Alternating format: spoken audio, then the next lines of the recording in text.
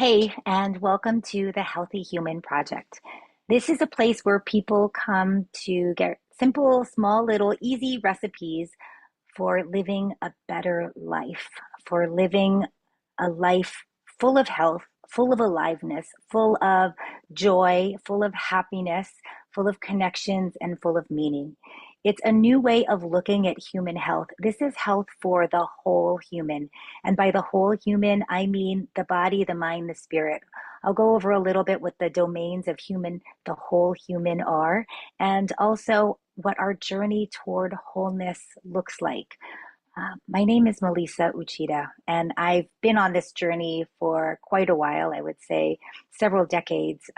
But most recently, over the last few years, I've had some challenges and changes and have really had to shift who I saw myself as and in order to continue living my life. And it was a very different way of seeing the world and seeing my role in the world. So as I'm kind of going through this, I'll go over my background in a little bit, but I want to tell you what the Healthy Human Project is and why it's important. Um, there's no question, right, that our world is there are some amazing things happening in the world, and there are some terrible things happening in the world, and people are living in fear, and people are also living in love. We have this duality, this polarization, and it's we're coming out of the pandemic. People are still isolated. People feel disconnected from each other. We're living in fear. There's a lot of anger, a lot of resentment, a lot of heated emotions, like really, really strong emotions. We're kind of stuck in these patterns of fear, and just living, basic living, going through the motions. We value our culture right now at this time in 2024 values materialism. We value success, whatever success means to you. But the emphasis of our culture is on this material value: work hard, make lots of money, buy lots of things, more, supersizing it. You know, I live in the United States, so I joke about we supersize everything. We need bigger homes so we can buy more stuff, so we can work harder to fill more stuff, and it just kind of takes over. And at the same time, we're losing the connection and the quality of life. We're losing our enjoyment of life. And coming out of the pandemic, people are suffering. Whether you had a loss or not, I did have a loss, and there's a lot of grief that goes in with that, and there's a lot of suffering that goes in with that, and at the same time, um, we're able to learn many lessons from our grief. So let me tell you what the Healthy Human Project is, okay? So this is a new way of looking at human health. I want us to look at health in terms of the whole human, and a big part of this is also taking personal responsibility for our quality of life. We take responsibility for our own quality of life. And I'm not asking you to change anyone else's life. I'm just asking you, maybe I'm hoping, it's my intention that you get a little nugget from each episode, some small little thing that plants a seed so that when you leave and when you go on with the rest of your day and your life, that it's changed something in you, that you feel better, that you are better, that you show up better, that something in you changes and you go, oh, okay, it might be a spark of hope. It might be a spark of connection. It might be a spark of, oh, I can do something really small to make a big difference in my world. And the Healthy Human Project is about small and simple. So this is coming from a mom who's had grief brain for the last several years, and you can't multitask. I'm not doing everything that I was doing 5 years ago. There's just no way. The brain doesn't work that way. So I want this to be really simple and easy and digestible for as many people as possible. It is my intention that we are planting seeds, one small seed at a time, and that these seeds are going to grow into something beautiful inside of you. And if you're a parent, inside your children as well. Um, if you are a parent and you are going through a hard time and there is some resentment or fear or pain, which most of us are having, we're feeling abandoned, we're feeling reactive, you might even be feeling bored. That's really common. I see that a lot. You could be struggling with your own weight or with your relationship with yourself or your relationship with food. We're going to get to all of that. I mean, I have addictions and problems and relationship problems and everything. But let me just tell you what these 5 domains of human health are. So we have physical health, right? That's our body. Do we have diseases? Are we disease free? Are the systems working well? Are all the systems working well? And what we're going to find, that's what we eat, how we hydrate, how we sleep, do we exercise, how we're moving our bodies, and what our relationship is with our physical body. And this is where I started on my health. That's not true. I started in the mental health area, but when I got to physical health and really caring about physical health, that became I really moved into that really quickly. And so we'll get into what is it that we need to keep ourselves physically healthy. Then we have mental and emotional health, which of course we all know that that's our thoughts, our feelings, our moods, any personality type of things going on. And basically, how do you feel all day long? What's your general mood? What do you normally, do you normally say, oh yeah, or are you normally complaining? Do you normally feel depressed? What would you say is your average mood? And in all of these domains, I want to take it up just a tiny little notch. It's my goal not to like skyrocket and jump up high, but for us to take tiny little pieces of rice and to increase the quality of our life slowly and simply so that we can do it as a habit and make it a habit and a pattern that's going to have huge impacts for the rest of our lives in terms of the quality of life. And I'm using quality of life as the same as the whole human health, WHOLE. Whole human health is equals your quality of life. So like on a scale, what does that look like? What's your quality of life? Well, how much are you enjoying your life? Because we all have these ways that we suffer in life, and so it's my intention to reduce our suffering. That's it, and to increase health and enjoyment. Then the third is energetic. So we are energy. We are vibrational beings. This is basically our emotions, our feelings, our thoughts go in. They create a state of being. That would be kind of what you could call a mood. What's your state of being? This state of being emanates out in energy all around us called a biofield. You might also call it an aura. And you've probably heard terms like chakras or nadis or chi, prana. That's the energy that is within us. That's what's fueling our biofield. And so the biofield is something that we don't see it, it's invisible, and yet it affects all the people around us. And their biofields affect us too. So it's learning about the energetic part of what makes you you and how that works so that you can fill your energy, you can fill yourself, fuel this energetic biofield with with positive high vibration. And this isn't about like fake it till you make it kind of positive stuff. This is about fundamentally feeling and being your absolute best. I know it seems crazy, right? It sounds so cliche when I say it, like be your best self. And at the same time, I fundamentally believe that we are each responsible for doing that, that is our responsibility and it's something that's within our reach. It's just kind of hard to know how to do that. So that's what the Healthy Human Project is about, is while I'm figuring this out, and I've been doing this for the last 30 years, and I've been doing this super intensely for the last 3 years in a whole different way. Um, while I'm figuring it out, I'm just sharing it with you. And if something resonates with you and you go, yeah, that's really cool, I hope you get one little nugget out of each episode that's going to deeply impact your life and the life of your family. Okay, then the fourth, we on the fourth is our spiritual health. And our spiritual health is our relationship with a higher power. This is not anything to do with religion, although we will talk about different religions and some of the rituals and the the ceremonies that happen within religions and some of the community or connection that happens, some of the good things. We all know the bad things that go along with religion. And so I'm not going to go over those because we all know them, right?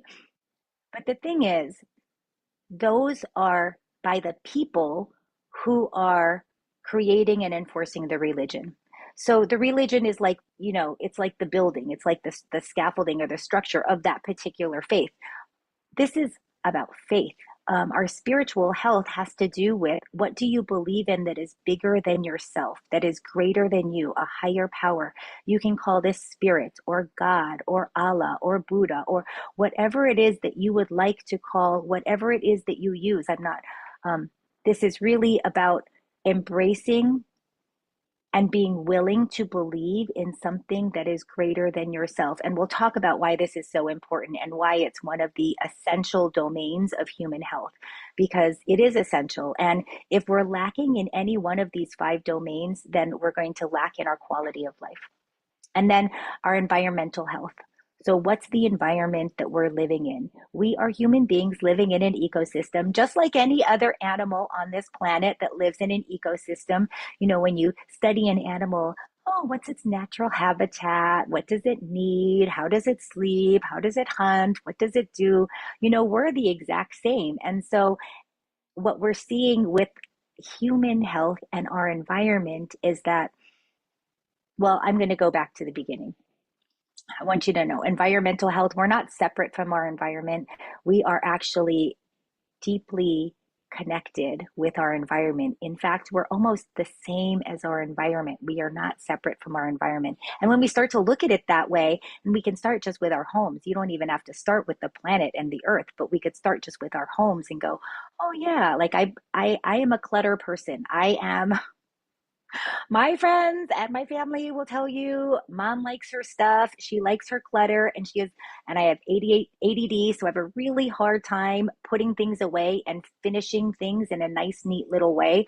I'm one of those people. I've got laundry that's been sitting at the side of my bed for weeks now that just needs to get folded and put it away. And I do a little bit every day, but this is, but the environment that we live in, is the air clean? We had mold for a little bit. What does that look like when you have allergies? What does that look like when the water, we had my water tested. We have very high chlorine. What does that look like?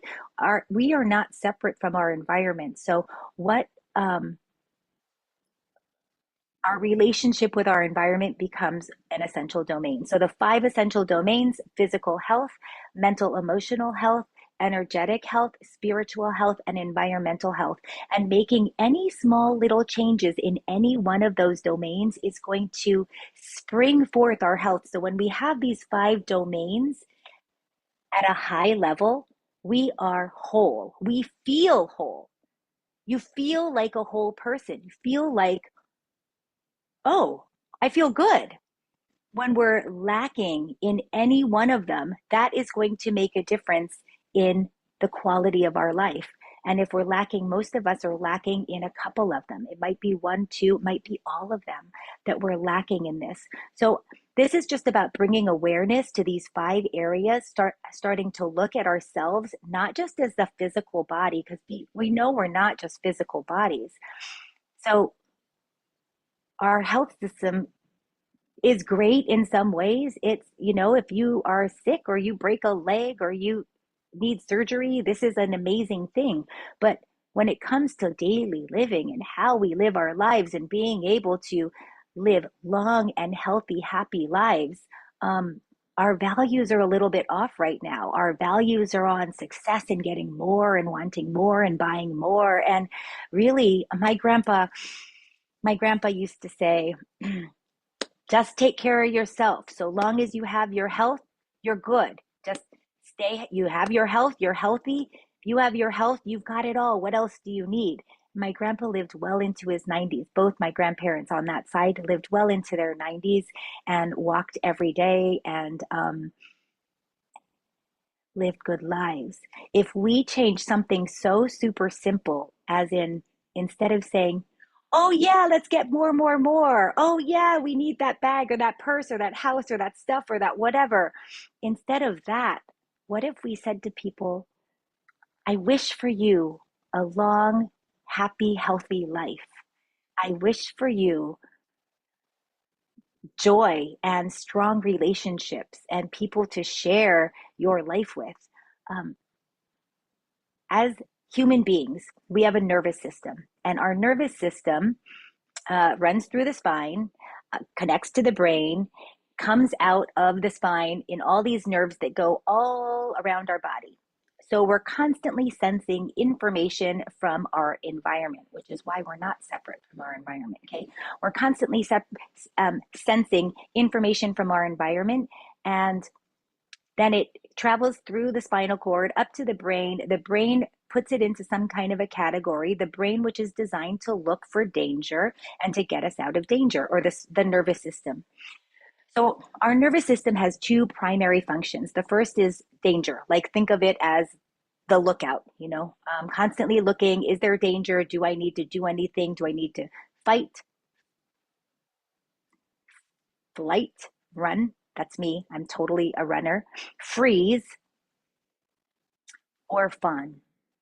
So those are the four reactions that our nervous system is going to do when it senses danger, and it's designed to look for danger. So just know that we live in a fear state right now. Our culture is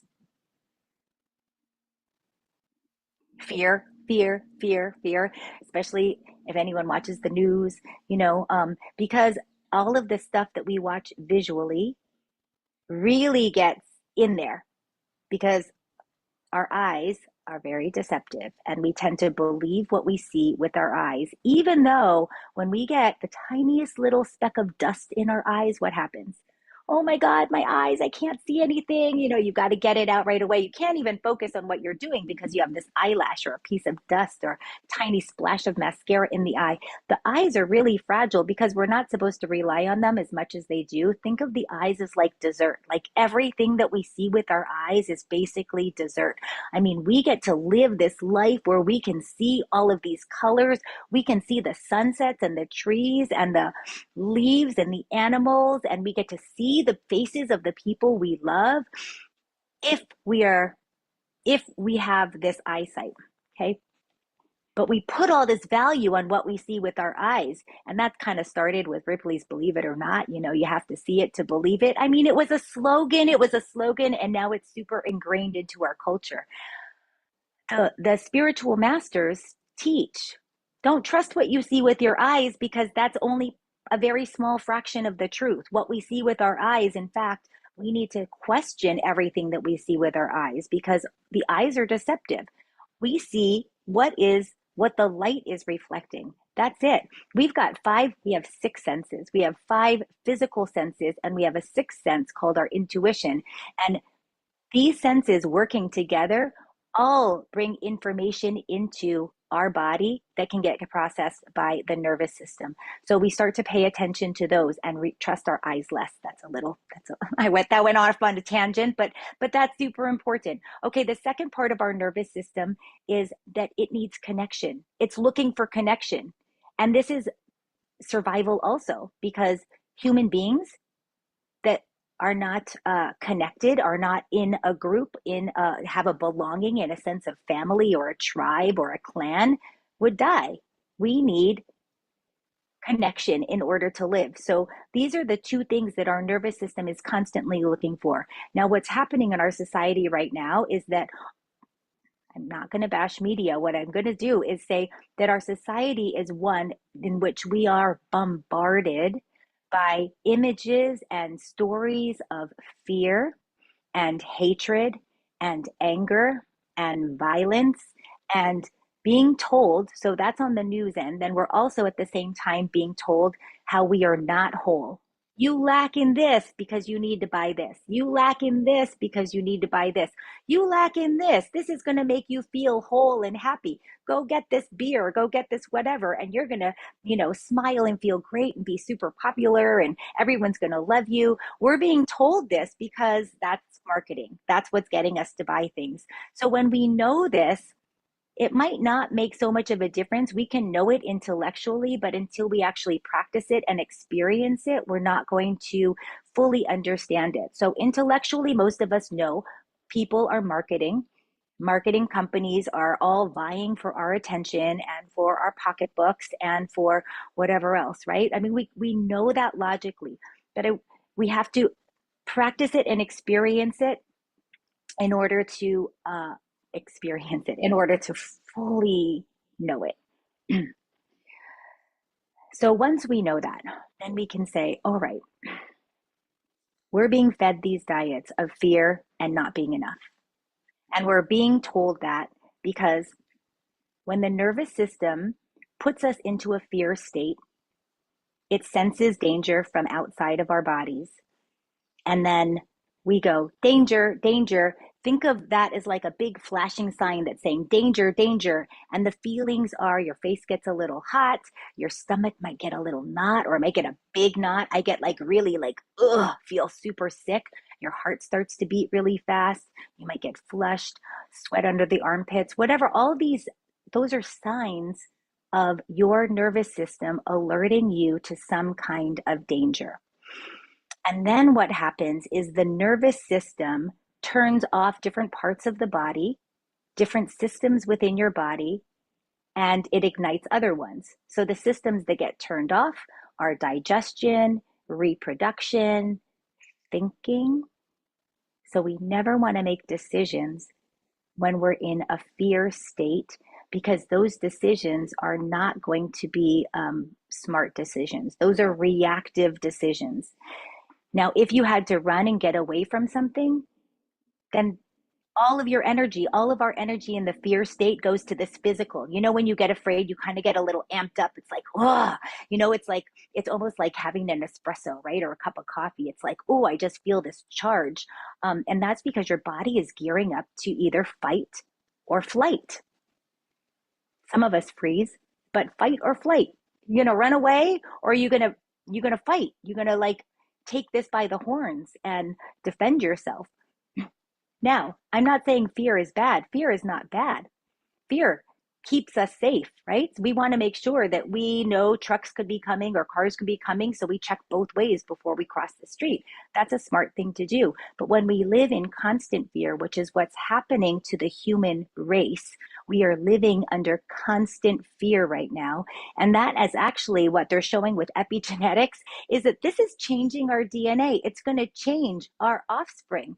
Our offspring are going to start to become really anxious. And we're probably seeing that, right? With anxiety in children, depression in children, the states that we have are passed down to our offspring and passed down and passed down and passed down.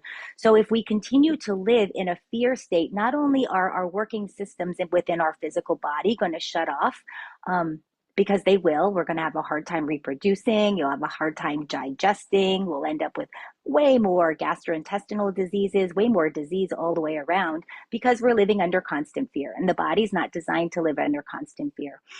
So how can we stop fear? And it's not about completely stopping fear, but it's about picking and choosing what it is we need to be afraid of. One of the most important things is to actually reduce the sensory input to the fear. So that might be giving yourself a scheduled time where there are no devices.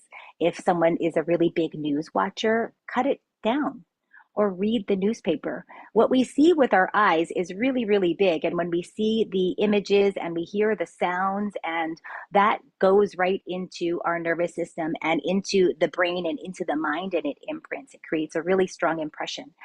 By reading it, if you just read the news, it doesn't have quite as much impact. It's not going to have the same type of impression as it would. So that would be a really great way to reduce your stress and to lower the fear state within yourself. Oh, but why do we want to lower the fear state? Okay, so what happens, right? When we are afraid, we're reactive. We don't think, we don't digest our food, we don't reproduce easily, and we don't make good decisions. We end up going along these automatic patterns. I call it it's like a cycle. We just kind of end up doing the same reactions over and over and over. And then we go, why is our life still the same? And how do we get out of it? There's no getting out of this, right? So we definitely want to reduce stress. Stress kills. Stress leads to cardiovascular disease and heart attacks, strokes, and stress is like a huge killer when it reaches these really high levels and we stay there because we don't know how to get ourselves back down. So part of the Healthy Human Project, big part of it is to reduce our stress and to learn how to healthily manage our stress or uh, deal with our stress when it comes up, and that there's a certain amount of good stress as well. Okay, then when it comes to our mental and emotional, this is such a big one. This was huge for me. I describe the way we walk around and the way we see life as like we all. I used to walk around with these empty toilet paper things on my eyes, because you can't see from the sides of you. So where we look in this whole room that I'm in this whole world that I'm in, if we were to imagine, your room and your world, we choose to look at one place. Oh, I'm going to look right there at that one word, this one book, and that is what I see. And then I can't see anything over here. What we're doing in the Healthy Human Project is we're starting to making these a little bit mesh so that you can see a little bit more. And then they get bigger and wider. So we start to increase what it is that we're seeing. Where we place our attention is what we see. That becomes our experience in life. This is so big. Where we place our attention becomes our experience in life. That is what we see. So whatever you're talking about, whatever you're rewinding over and over and replaying in your mind over and over, that becomes your life. That is what you're seeing. Because out of the whole horizon, I'll describe it to you this way. In my hypnotherapy training, he described it as being in a dark warehouse and you've got a flashlight, and your flashlight is your attention. So wherever you shine the flashlight, you shine it over there on that corner and you're going to see part of a leg of a chair. You shine it over there and you'll see a file cabinet. You'll shine it up high and you might see some bats or cats or whatever. You shine it down low and you'll see your shoes. Wherever you shine it, that's what you're going to see. And yet everything else in the warehouse is still there. It exists, but it's not where we're looking. So this becomes so important because what I noticed about myself, and I'll use myself as the example, is that I had a habit of complaining. Now, I didn't even know I had a habit of complaining, but I found out quickly because I went through this period of grief where I didn't speak. I hardly spoke. I didn't talk to anybody for like a year. I just didn't talk to people. There's no energy. I didn't have any energy. I had nothing to say. There was nothing. And as soon as I started talking, it was an automatic little complaint. Now, I didn't take it as a complaint. I didn't hear it as a complaint. I heard it as conversation. But my kids heard it as complaining. And they said to me, Mom, why are you always saying this? Why are you always saying, like, how do you think that makes us feel? And I went, oh, oh, I thought I was just having a conversation on the phone with a girlfriend. But what they were hearing from my side of the conversation was a complaint. It was like oh, Mom's got it so rough. This is so hard, da da da da da, and which made them feel really badly. So I had to understand and go, oh my gosh, where am I shining my attention right now? And I had a habit of complaining that was passed down through generations. I literally now I say complaining was my mother language. Like it was my first language. Like I think I just kind of grew up and I didn't mean it as complaining. It was just my being social. Actually, that was how I was interacting with people. I've had different people in my life also who have told me kind of like, hey, and I didn't get it. I couldn't get it, but I got it. And then when I heard that and I saw the impact that it had on my kids, I went, wow, okay, that's something I need to change. So I had to shift where I was looking, shift my focus, shift the perception. And when we're able to do that, we give ourselves permission to look at a different part of the same scene. It gives us a freedom to be able to change our lives in really small little ways. It gives us the control of our lives back. We have control of our lives back. This is what the Healthy Human Project is all about. It's about reclaiming the quality of our own lives and saying, you know what, I'm not going to give it away to anybody else. I'm not going to blame someone else for my misery. I'm going to take responsibility for my own unhappiness right now. And I'm going to take small steps to get out of it. And this might sound like, well, gosh, Melisa, there's a lot of suffering in the world. What do you mean take responsibility for my own suffering? There's a lot of stuff that's going wrong out there. Absolutely. There's a lot of stuff that's going wrong out there. And we can take responsibility for what we can change. And the only things that we can change are our own perspectives. So, the Healthy Human Project is not about changing anyone outside of there. It's not about, the yogis will say, yoga is about transformation. And it's not a transformation of everybody else, it's a transformation of ourselves from within. And the serenity prayer, God, please grant me the serenity to accept the things I cannot change, the courage to change the things I can, and the wisdom to know the difference.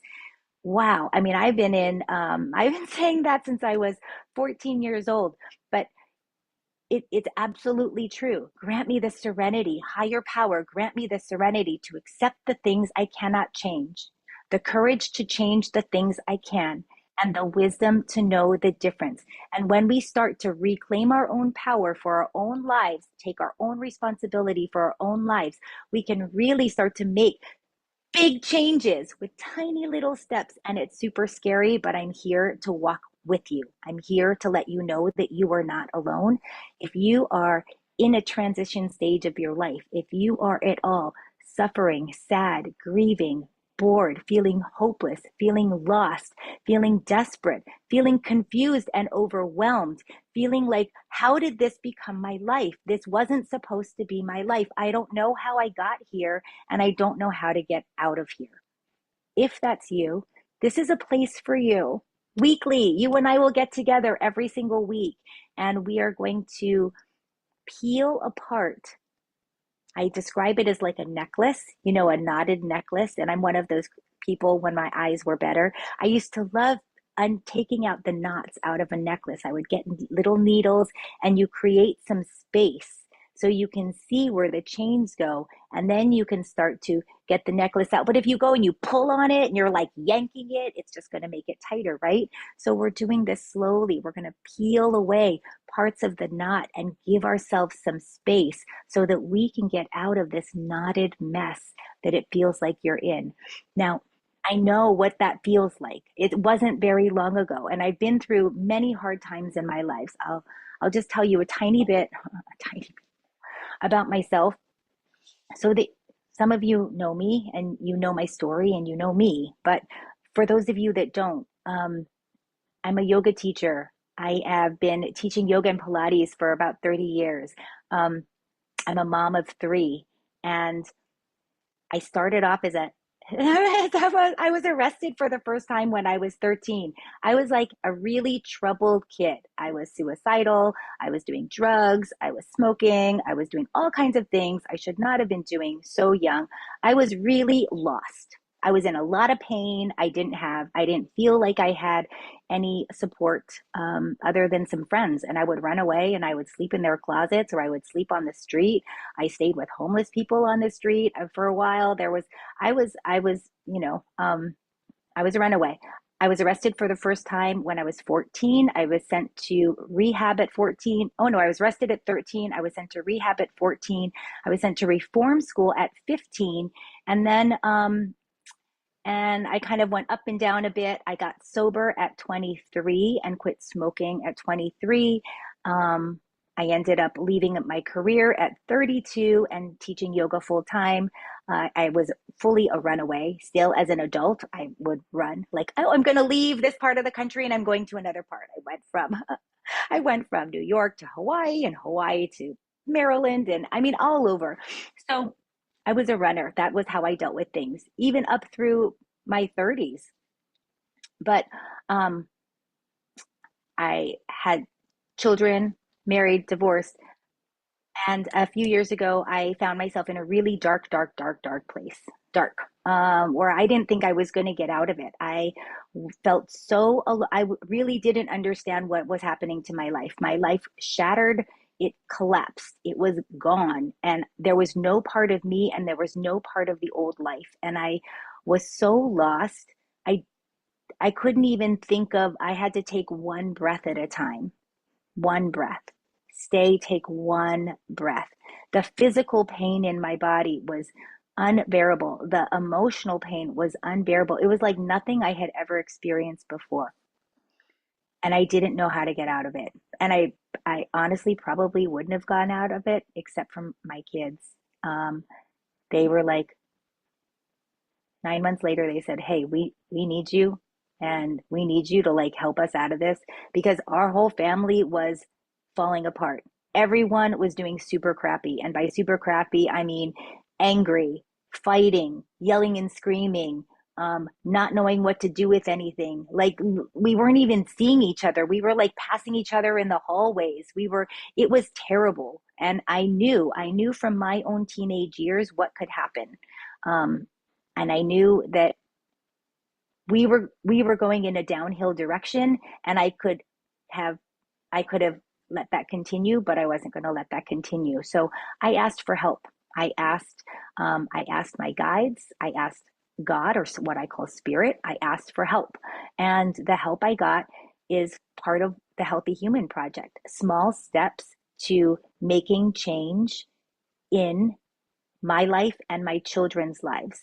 I wanted to take our family from this really terrible place and to make sure that all the members of my family were in a higher position, were healthier, whole human health than they had been before, that we would end up thriving. And so I started to go, what does it look like to thrive? What would it look like for me to see my children thriving, not just surviving, not just alive, but actually thriving? What would that look like in them? And so I started to come writing down things of, this is what I would want for my children. This is what I want for my children. This is them thriving. And then I started to picture it, to feel it, to sense it, and I had to be a different parent. I was not the parent who could do that. The person that I was at that time was not the person who was going to raise those children to be thriving. So I had to change who I was as a parent, which is changing who I was as a person. I looked at every single decision I had made, all the big ones, even a lot of the unconscious. I looked at all the decisions, all of the patterns throughout my life that had taken me to that moment, to who am I? And who's the person that I need to be so that my kids have healthy bodies, healthy minds, healthy energy and relationships, healthy relationship with spirit, and live in healthy environments so that they are as supported to thrive as they can be.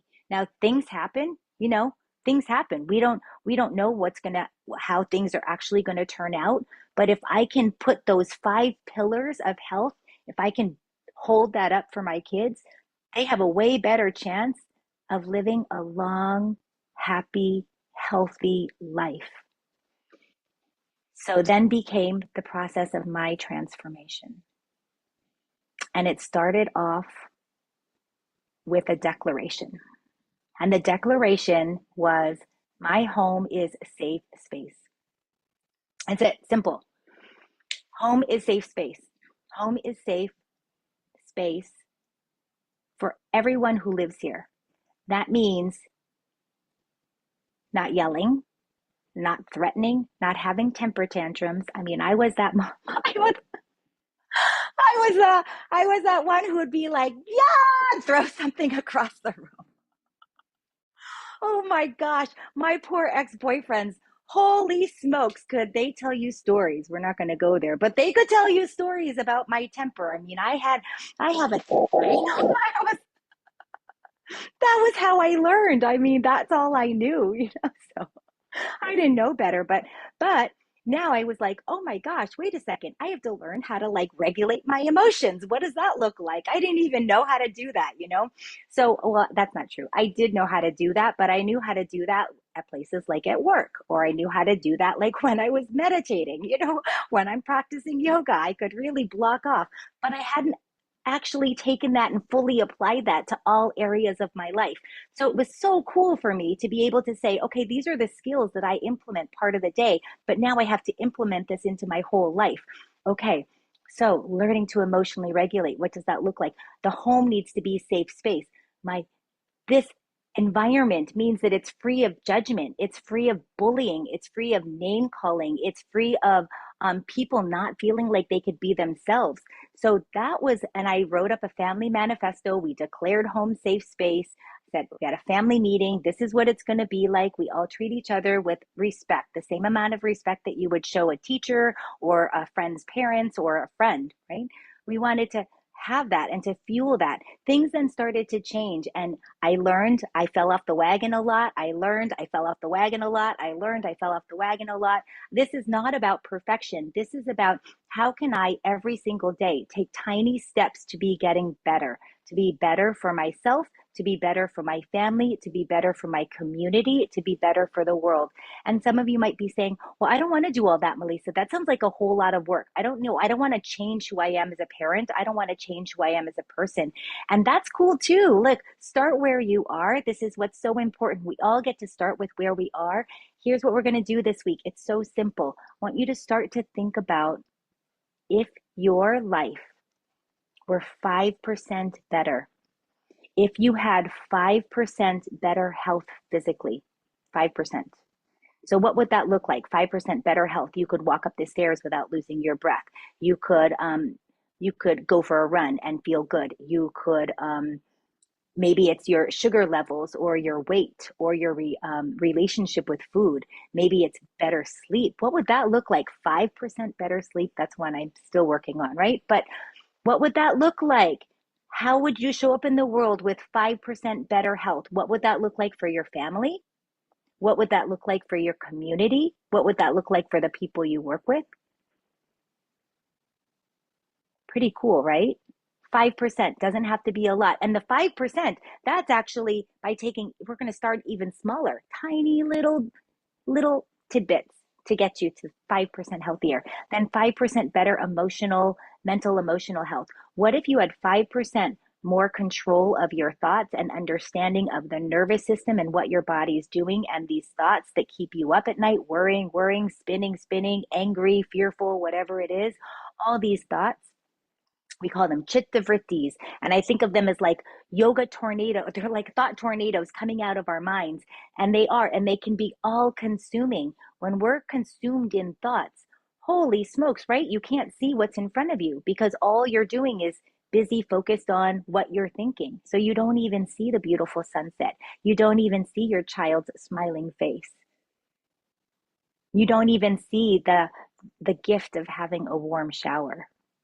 I mean, that was big for me. Is I would get into the shower and go, oh my gosh, what a blessing. Holy smokes, what a blessing. To be able to take a warm shower is like one of the most amazing gifts that we have as human beings living this time that other humans have never had. A warm shower, a warm bath, a soft bed to sleep in, lots of blankets to snuggle up in. I just love it. Changing the way we perceive. That's it. It's taking our blinders, our binoculars, and going, oh my gosh, I've been looking at that for a really long time. I know I'm complaining about that same thing over there for a really long time. And you know what? I'm going to change my gaze over here. Now that's still there. It's still there. It hasn't gone anywhere, but you're going to change your focus to look over there just for a little bit so it can help you change your state of being, because changing the state of being is going to shift your life. It's going to shift how you show up in the world. It's the coolest thing. One of the coolest things about being human that I've discovered is this ability to change how we experience life simply by changing it, simply by allowing it to be possible, by opening up to the possibility that life can be different, that our experience can be different, that our thoughts can be different, that our reality can be different. And it's not about changing the stuff out there. It's not about leaving your job or leaving your partner or having this new house or car or whatever it is. You can do it right from where you are, right? And that's how we should do it, right from where we are. It's an internal change that happens first. The material comes afterwards. So we're learning how to regulate our nervous systems. We're learning how the whole nervous system works and how it's a benefit and how it can be crippling. Okay. Then we're learning about our own energy. And when we learn about energy, it's super cool because we're learning not only how to like increase and tune up our own energy, but we're learning about what drains our energy and what fuels our energy. What, and we all know energy, right? We know, you know, when you've met someone and you click, you're like, I totally resonate with this person. You know, when you walk into a room, I was at the grocery store the other day and there was a woman who was so angry. And I was standing by the produce and she was looking for some kind of lettuce and she was just seething and she was by herself, but she was saying this loud enough for people within 8 feet to hear her. Those darn people, they're coming in here and buying our, taking all our food. Oh, wow. I mean, and she really, she wanted people to know how pissed off she was that she couldn't find the right type of lettuce.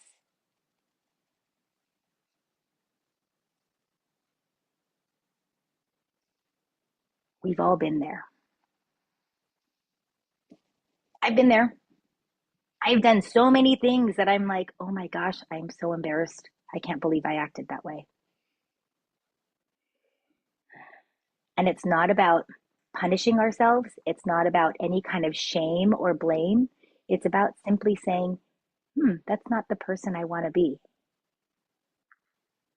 What's the energy? I'll tell you a quick story. I thought this was going to be half an hour, it might be longer, but I mean, quick story about how I discovered who I was being. And this was, I watched a video of myself and my husband liked to record us doing yoga. We used to take yoga classes online with our favorite yoga teacher. His name is David Lynch. He's not the film director, but he's a different David Lynch. He's the yoga David Lynch. And he is just got this dry, quirky sense of humor that, I mean, for you to be in a challenging yoga class, like it's a hard vinyasa class, and we would be doing these handstands and arm balances or whatever it was. And then he would say something and we would just bust out laughing. I mean, it was like the best of both worlds. We got the focus with a little relief and humor and lightness. So I was watching a video of us practicing yoga and I was really in fight or flight at that point. I was completely living in this fear state all of the time. And my son was, he might have been 3 at the time, and he was going around and playing with the yoga blocks and under our legs and crawling around. And I was really impatient. And the way I talked to my son was, I mean, I wasn't swearing or anything. But I was short with him and it was totally unnecessary. It was obvious when I watched this video that I was in this stressed out, tense state like this, and that the person that was receiving it was my 3-year-old son. And that was hard to swallow, you know? At that point, when you see it like that, you can't say, oh, I can't make excuses. I can't say that didn't happen. I was watching that from a person who was watching it a year later. A year later went by and thought, oh my gosh, this is why it's so important for us to be aware of our energy, our biofield, our state, our relationship with ourselves and with other people. It's so important for us to be aware of it all the time because we're creating this friction and we don't even know that we're doing it. We're creating our problems and we don't even know that we're doing it. It's a challenge if you wanted to set up your camera and to watch your interactions with other people, it would be an interesting experiment to see how you show up. Because most of us, I know that I'm not alone, right? Most of us don't know how other people are, how we're showing up. We have an idea and we see the parts of us that we want to see, but we're all these disco balls. I have a disco ball that's hanging up over there. We're all like disco balls. And so we have all these, think of these mirrors all around us, thousands of different mirrors all around us. And each mirror reflects a different part of us. It reflects something back to the other person. So some people, they get the loving, patient, sweet, whatever it is, you know. Others might get the reactive, cold, distant, hard. We're all disco balls. We all have these different facets. So we want to be aware of all of our facets, not just the ones that we like. And that takes a willingness and that takes a lot of courage. So we're mustering up all of our inner courage for this journey to a better life, this journey to a whole life, WHOLE, for us to feel whole, for us to be whole humans. And then we have, okay, the spiritual domain. We have our relationship with a higher power. And like I said earlier, this isn't about religion. This is about our relationship with Source. This is about, do we believe, do we have a relationship with something that is greater than ourselves? Now, for decades, I have said, I am spiritual, not religious. Spiritual, not religious. Very spiritual. I study. I mean, I study um, and I've taken bits and pieces of different religions, of different types of, you know, I do not believe the man in the white and the, you know, God fearing, like that you're going to be punished. And I don't believe in any of that. I believe in Source. I believe in cosmic consciousness. I believe in this universal energy, this universal oneness that we all come from, and that consciousness continues to exist even when we're not in physical body, that consciousness remains. You can call that heaven. You could call that the other side, the great beyond. That's what my son calls it, going to the great beyond. So the great beyond, if we are these spiritual beings within this body, this is basically my house for this lifetime. That's it. It's my house. It's not me. It's my house. So I'm going to treat it in the way that I would treat my home. We want our home to be functioning well, right? We want all the plumbing to work well. We want the electricity to work well. We want things to get, if things get broken, which of course they all do in every single home, whether you rent or you own, things get broken, but we fix them. And you fix them in order of how important they are, right? To your quality of life. So when we realize that we are not this physical body, that we are, and again, it comes back to knowing and knowing. So knowing is, we can know this logically. You can say, yeah, I know that, but we have to experience it. We have to actually take time, sit aside and detach from the physical body. We do that through meditation. You're detaching from the physical body and we're connecting with our soul self. So there are different types of meditations. There are meditations to get the thinking mind to quiet. There are meditations that help us to connect with spirit or source. And there are different ways of doing this. But just as a general principle, we go, okay, how can we disconnect from the physical body? If you have a thing that you love, it might be a hobby or a sport or something, painting, something that you love where time stands still. You look up and, oh my God, how did 4 hours go by? I don't even know how that happened. You're in the flow state, and that is in the state of this union, connecting with your soul self, because you're not attached to the physical body at that time, even if it is something that is physical. If you've done it over and over and over, the repetition of that is going to put it into muscle memory, and then you're just going, and it lets the mind, the thinking mind, the left side of the brain turn off, and then you're just in flow. This connection with source is a huge uh, is a huge indicator of health, of whole human health. And there's also something so healing in faith, There are a lot of things that happen in our lives that cannot be explained. One of my teachers, Suzanne Giesman, she is an evidential medium, and she talks about NOEs, no other explanation. There is no other explanation for this other than a spiritual explanation. Now, these things happen in ways that we like and in ways that we don't like. So let me talk about the ways that we like. No other explanation. I call them miracles. I have miracles in my life almost every day. There is something in my life that happens that I go, there is no other explanation other than this is spirit, other than this is divine.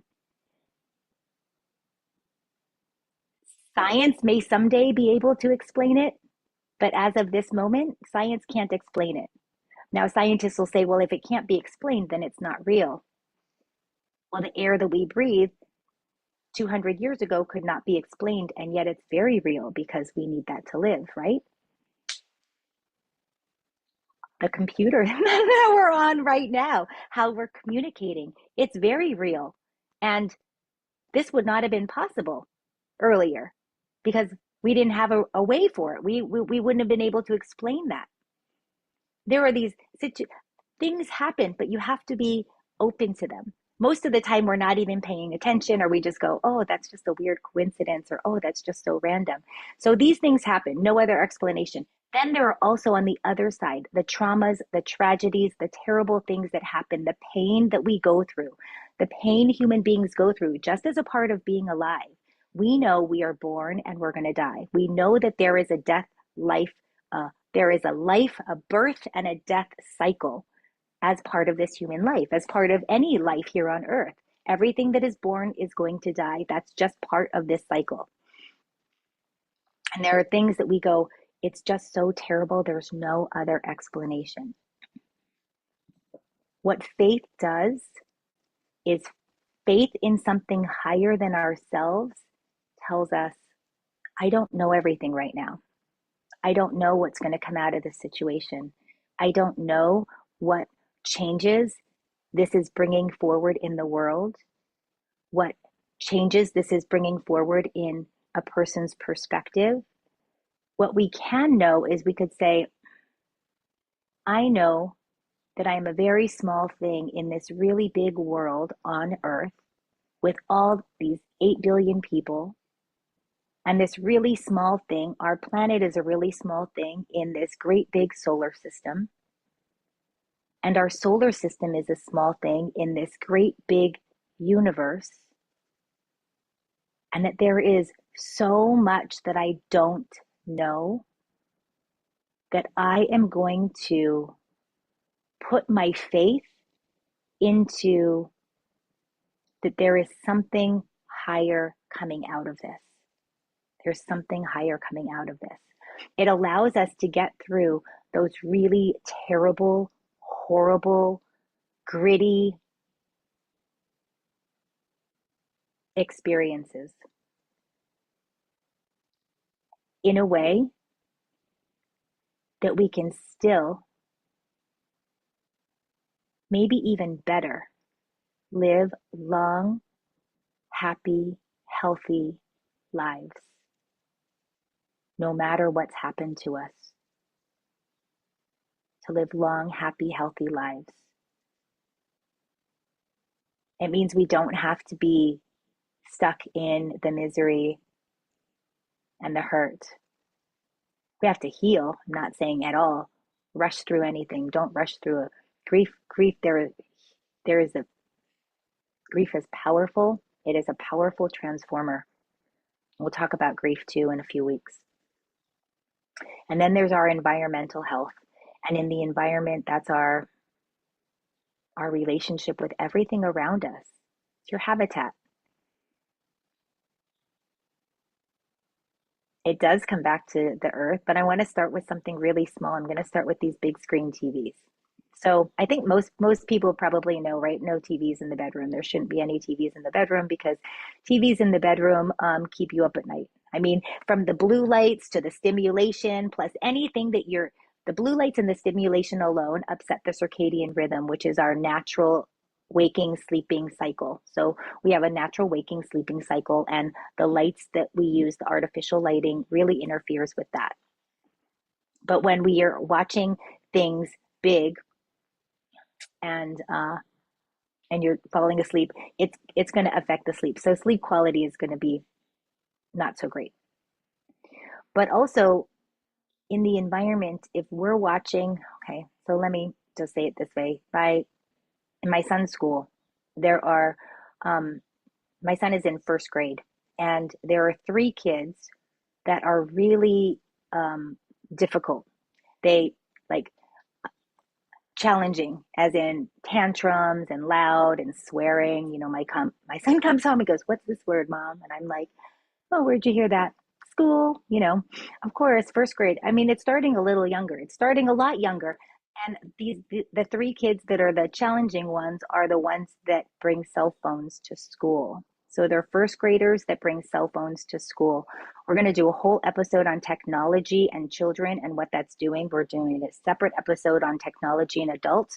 But what's happening is that children are learning. So before ages 7, kids are in theta brain waves. That's a highly programmable, that's the hypnotic state.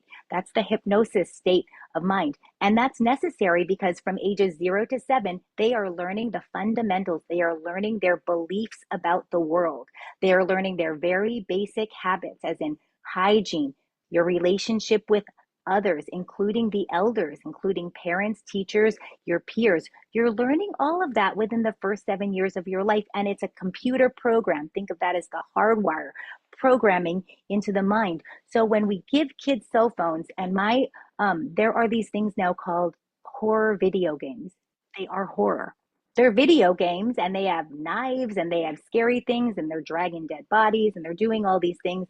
I mean, I am so shocked at what we're allowing our kids to watch. But what's happening is we're programming them. So they're learning things that adult content, it's way too much. It's way too scary. These kids, their nervous systems are getting hardwired to live in a state of fear. And when that happens, they're not able to think.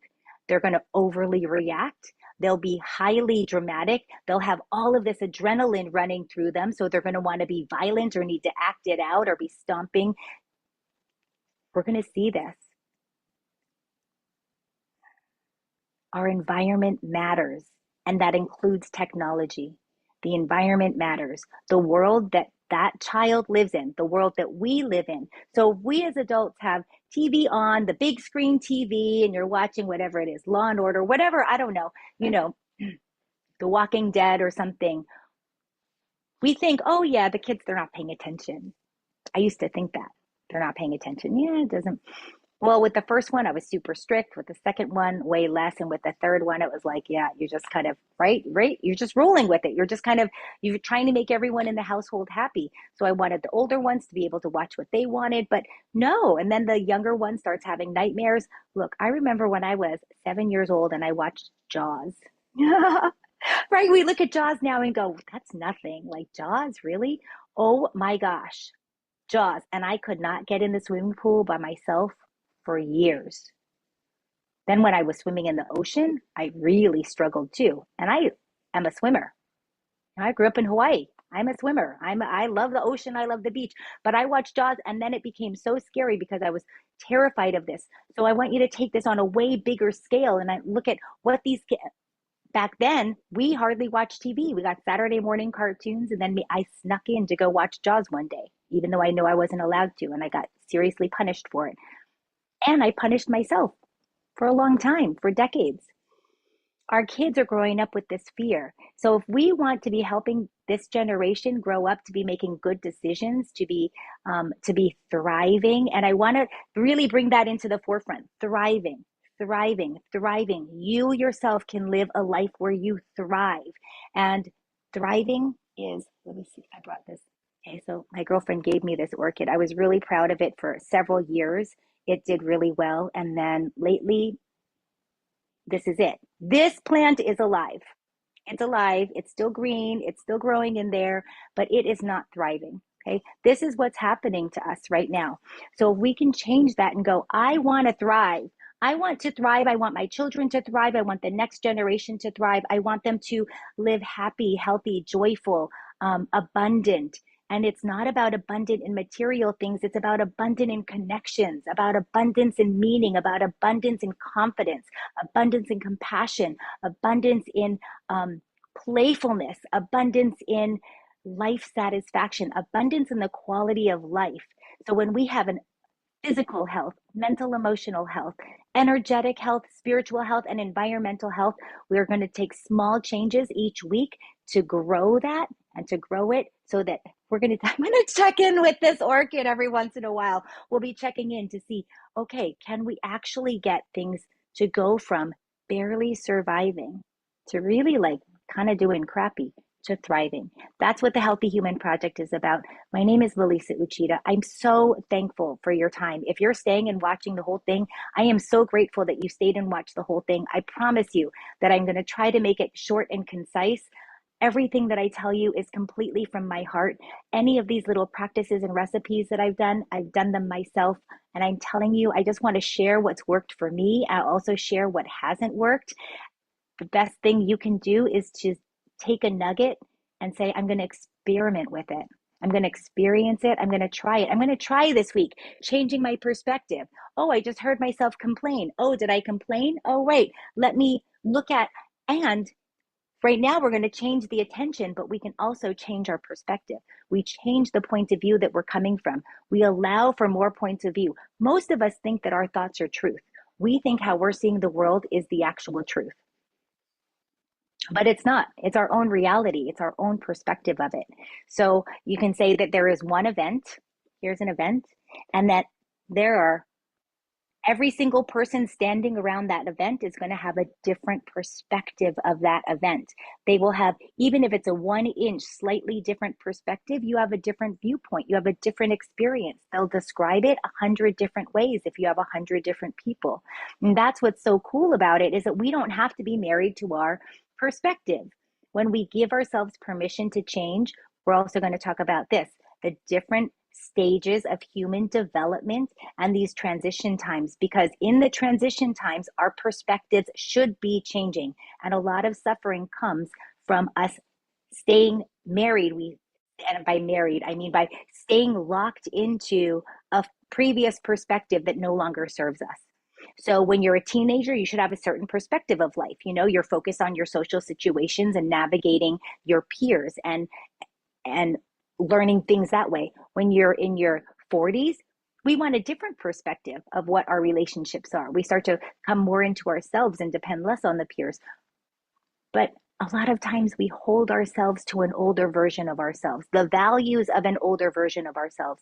And the Healthy Human Project is about giving you permission and letting you know, oh, yeah, now is a good time to reevaluate your values, reevaluate your priorities, and to see what's in harmony with your authentic values and priorities at this stage of your life, and giving you full permission for them to be different than they were in different stages of your life. All right. Thank you so much for being here. I am thrilled that you're here. And I hope that we get to know each other very well. At some point, I'll start doing some lives so that we can do Q&A, and because that's really, I want this to be interactive, and I want this to be for you. I would really love to know what things you're concerned with. What's an issue for you? What are you struggling with right now? And where can we shine our light so that others can see better, so that we can help slowly start to raise the quality of our own lives, and then that's going to have a huge ripple effect across the planet. Thank you so much for being here, and until I see you next time.